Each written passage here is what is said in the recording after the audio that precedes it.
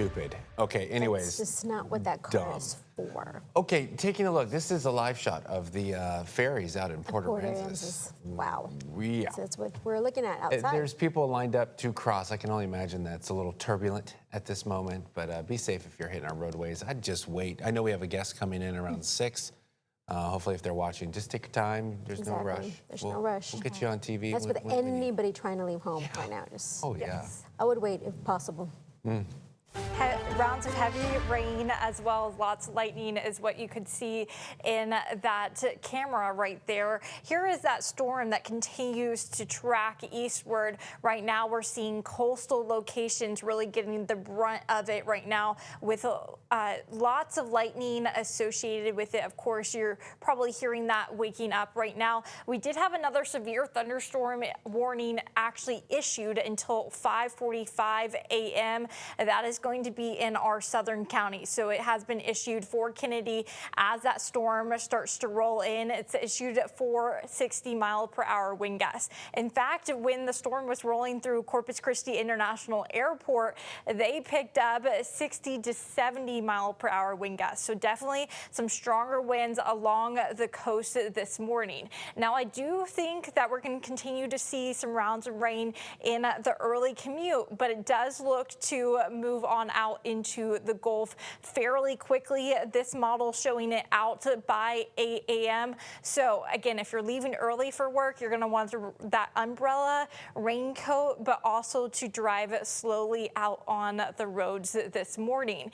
After we see this round of rain move off out into the Gulf, I think we're going to be drier today, maybe a stray shower in the afternoon. We're still looking to heat up into the upper 80s with a little bit more sunshine peeking out once those clouds start to break apart this afternoon. Now, as we get into the nighttime hours, we are going to start to watch for some convection out in Mexico. Once again, if you take a look here, we're in the evening. We start to see some storms forming out in Mexico, out in the border, and notice how they travel into the coastal bend in those overnight hours. So we could see another strong storm come in to Corpus Christi, the coastal bend once again tomorrow, clipping that morning commute as well. This is something that we are going to be watching over the next several days and overnight hours, just something to keep in mind.